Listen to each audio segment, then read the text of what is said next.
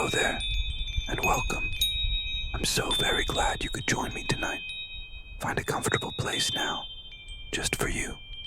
Let the weight of your body sink down into the surface beneath you. Feel the support, feel the safety. You are safe here with me. Let's begin with a slow, deep breath. Breathe in with me. And now, a long, soft exhale, letting it all go. Good. Very good. Let your shoulders drop away from your ears. Unclench your jaw. Let your eyelids feel heavy. So very heavy, closing whenever they feel ready. Tonight, there is nothing you need to do, nothing to figure out. Your only task is to relax and to listen. I have a story for you, a quiet story, a mystery. It's a story that has been whispered on the wind for over 400 years. So just settle in, get comfortable, and let my voice be your guide. We're going to drift back in time together, back to a world of wooden ships and endless forests, back to the strange, lingering silence of the Lost Colony of Roanoke. Just relax, and let's begin. Our story begins not in a quiet forest, but in a bustling, glimmering city, Elizabethan London. Can you imagine it? The streets are narrow, cobbled stones, slick with rain. The air smells of wood smoke and damp earth and baking bread. The sounds are soft, the distant clatter of a horse-drawn cart, the murmur of voices from a nearby tavern, the soft rustle of expensive fabrics. And at the very heart of this world is the court of Queen Elizabeth I. Imagine a grand hall with dark, carved wooden walls that seem to drink the light from the flickering candles.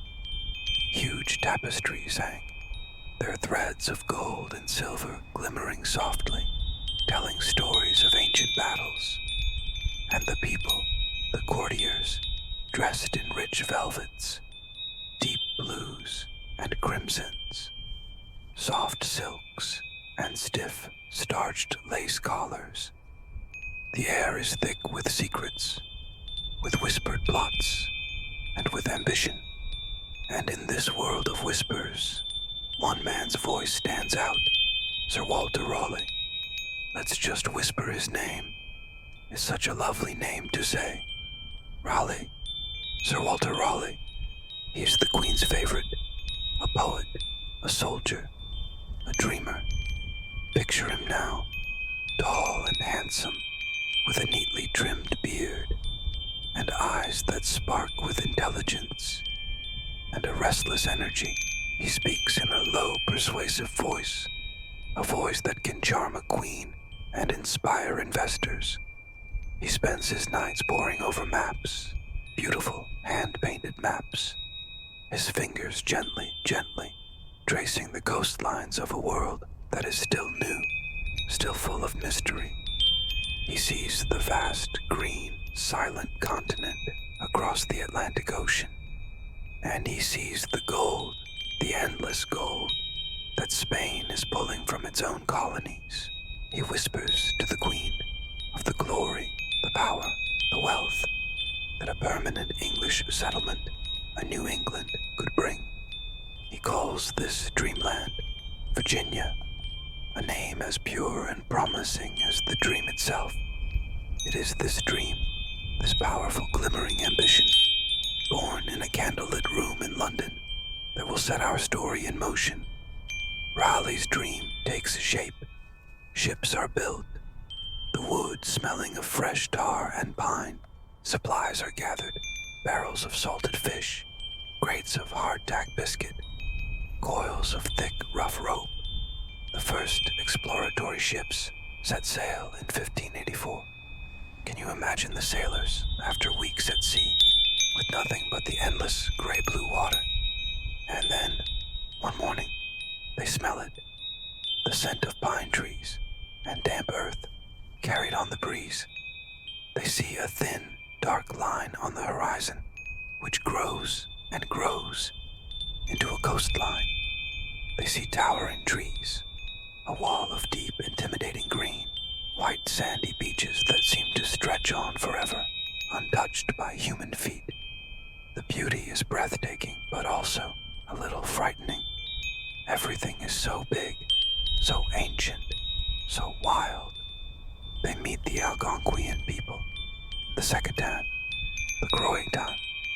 Picture their faces, their intricate tattoos, the feathers in their hair, their quiet, watchful eyes. At first, everything is peaceful, an exchange of gifts, a shared curiosity. The first attempt at a colony in 1585 is made of soldiers, stern-faced men with steel helmets and muskets. They are not farmers, they are fighters, and they do not understand this new world. They are too harsh, too demanding. They anger the local tribes, and after one long, difficult year, they flee back to England, defeated. But Raleigh does not give up. He understands the mistake. A colony is not built with soldiers. It is built with families. It needs the sound of children laughing, the smell of bread baking in a home. It needs roots. And so, he plans a new voyage, a different kind of voyage.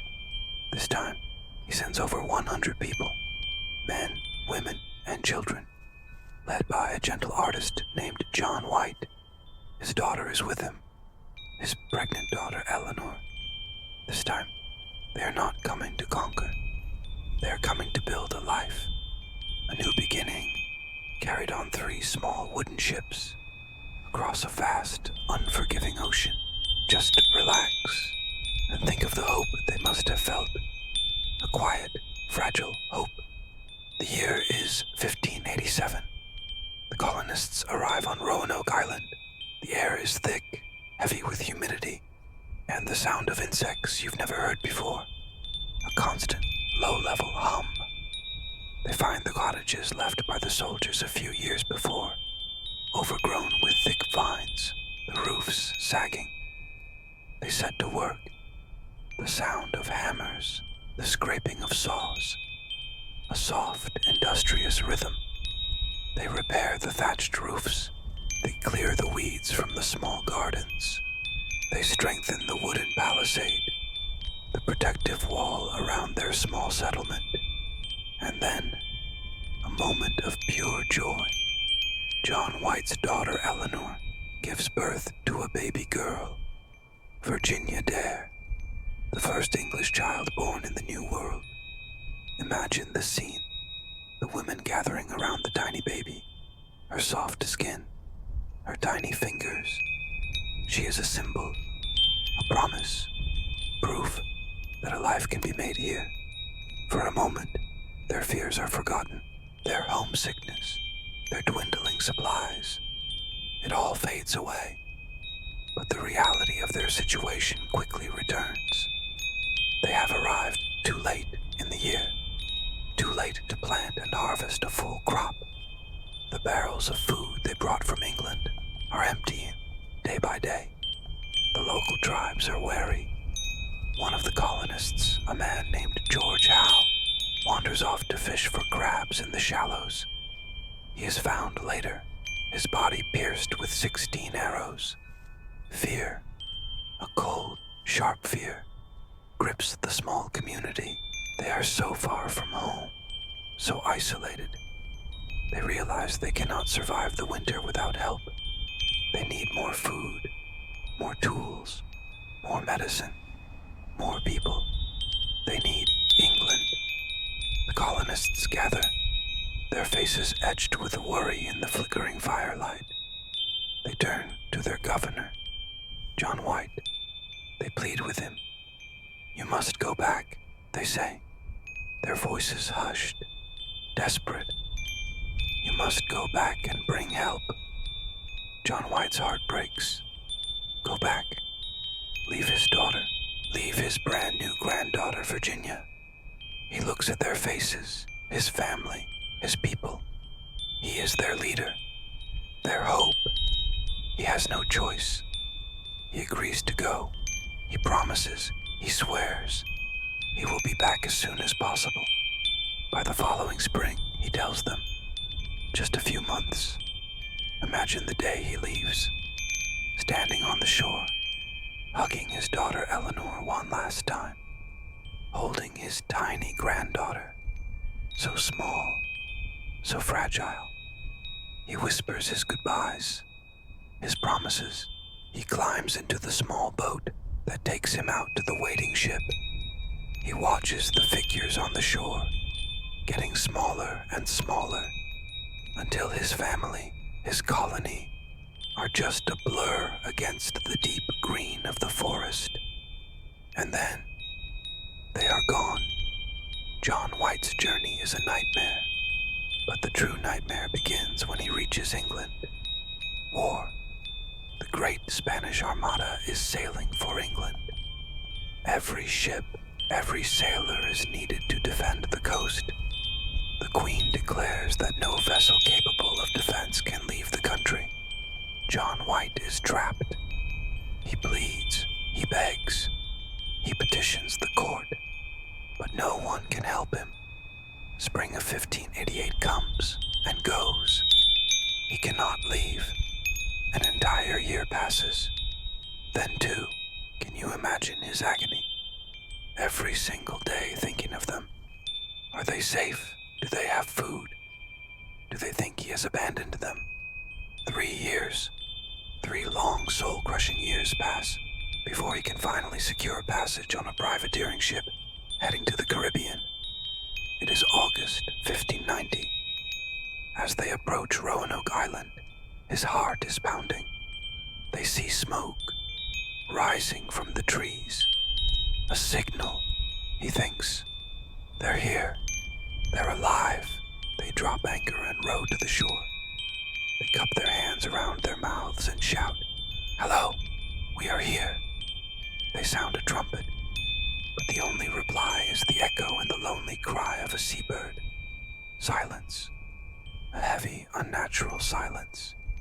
They walk cautiously towards the settlement area. The first thing they notice is how overgrown everything is. Thick vines like grasping fingers cover the paths. And then they see it. The settlement is gone. Not burned. Not destroyed. The houses have been carefully, neatly dismantled. Taken down plank by plank. Everything of value is gone. The cannons, the boats, all gone. They find no bones, no bodies, no signs of a battle or a struggle. It's as if the colony was simply erased. They search for hours, calling out, listening. Nothing. And then, as the sun begins to set, casting long shadows through the trees, they find the message, carved deep into a thick wooden post on the corner of the abandoned fort, is one single word, Croatoan. He feels the letters with his fingertips. C-R-O, T-O, in a word of hope and a word of mystery. And on another tree, deeper in the woods, the letters C-R-O. What did it mean? Where were they? So, where did they go? Let's just relax, take a deep breath, and explore the possibilities together. Let's whisper about the clues. The biggest clue, of course, is the word itself, Croatoan. Before John White left, he and the colonists had agreed on a plan. If they had to move, they would carve their destination into a tree. And if they were in distress, if they were forced to leave, they should carve a Maltese cross above the name. John White searched. He looked everywhere. There was no cross. This suggests they left willingly, that they were not in immediate danger. So, what was Croatoan? It was the name of a nearby island, what we now call Hatteras Island, and it was the home of the Croatan tribe, a tribe led by Chief Mateo, their friend, the man who had been to London and back. So the simplest and most widely accepted theory is that the colonists, facing starvation and the coming winter, made a choice. They they chose to leave Roanoke and seek shelter with their allies. They dismantled their homes, packed what they could, and made the journey to Roanoke Island. Imagine it, the slow integration, the English families learning a new language, a new way of life, learning to hunt, to farm corn and beans, their children playing with the Croatan children, eventually intermarrying, their English clothes wearing out, their English Bibles fading, their culture slowly, gently blending into another. Perhaps the colony wasn't lost at all. Perhaps it simply became something new. Over the next 100 years, other English explorers in the area reported encountering native people with strange, light-colored eyes and fair hair who claimed that their ancestors could speak in a book. Even today, the Lost Colony DNA Project is trying to trace the descendants of the colonists, looking for genetic markers among local families. This theory is a hopeful one, a story of survival. John White wanted to sail to Croatoan to find them, but a great storm blew in.